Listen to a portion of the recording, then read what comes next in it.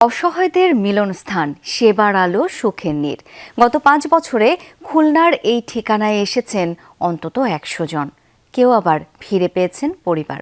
বর্তমানে 26 জন বৃদ্ধা, একজন বিশেষ চাহিদা সম্পন্ন কিশোর সহ 32 জনের আশ্রয় সেখানে।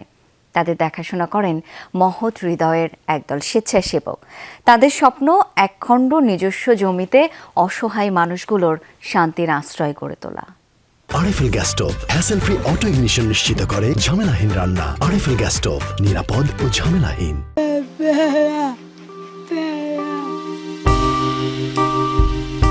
অশীতিপর এই বৃদ্ধা পড়েছিলেন খুলনা রেল স্টেশনের পাশে। স্মৃতির পাতায় নাম পরিচয় কিছুই অবশিষ্ট নেই। বছর 5 আগে তাকে সেখান থেকে তুলে আনেন সুখের নীরের স্বেচ্ছাসেবকরা। নাম দেন ফাতেমা বেগম। সেই 2021 সাল থেকেই যাত্রা সুখের নীরের।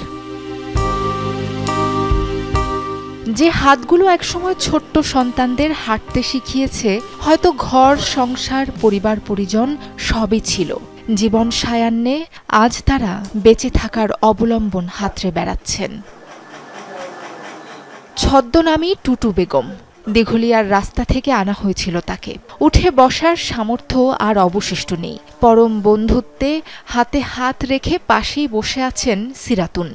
2023 সালে সোনাডাঙ্গা বাস টার্মিনাল থেকে অচেতন অবস্থায় উদ্ধার করা হয় তাকে। স্বজনরাই তাকে ফেলে রেখে গিয়েছিলেন পথের ধারে।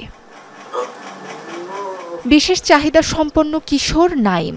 খালিশপুরের নেভিগেট এলাকায় তাকে নিয়ে ভিক্ষা করত মা নাসিমা বেগম। 2022 সালে অসহায় মা ছেলেকে এখানে নিয়ে আসা হয়। সুখের নীরের বেশিরভাগ বাসিন্দাই বার্ধক্যজনিত নানান রোগে শয্যাশায়ী। কেউ স্মৃতিভ্রষ্ট, শুনতে পান না, দেখতে পান না, কেউ কথা বলার সক্ষমতাও হারিয়েছেন। কুড়িয়ে আনা অসহায় মানুষগুলোর মাথা গোঁজার ঠাঁই সেবার আলো সুখের নীর। ছিল 2 জন, ছেলের দুজনরা মারা গেছে, আনতাম নিঃস্ব। আমি চোখে দেই না তো, ওই নাটি রান্দা দেয়, আটি পায়ে রান্দা দেয়, আটি খাওয়া দাওয়া ভালো মতন দেয়, পরিষ্কার পরিচ্ছন্ন রাখে। একটা আস্থা খুঁজতেই চলে এলাম, আসি যত্ন করতে ভালো। সেবা শুশ্রূষা দিয়ে তাদের অবলম্বন হয়ে আছেন 10 জন স্বেচ্ছাসেবক। 24 ঘন্টা সেবা দেওয়ার পাশাপাশি নিজেদের আয়ের একটি অংশ দিয়ে বৃদ্ধ মানুষগুলোর প্রয়োজন মেটান তারা। কখনো পাশে দাঁড়ায় সামাজিক সংগঠন, ব্যক্তিগত সহায়তাও আসে মাঝে মধ্যে। প্রথম দিকে একটু আমাদের কাছে নার্ভাসনেস লাগতো, এখন ইজি হয়ে গেছে। আমরা অনায়াসে এনাদের সব কিছু নোংরা আবর্জনা আমরা নিজেরাই হাতে ক্লিন করি, পরিষ্কার করি, এনাদের খাওয়াই দিই। 2 জন থাকি। রাত্রেবেলা আমরা এই কম্বল পরে গেলে, কেউ বাথরুমে যেতে চাইলে, কেউ পড়ে গেলে উঠায় দেওয়া লাগে।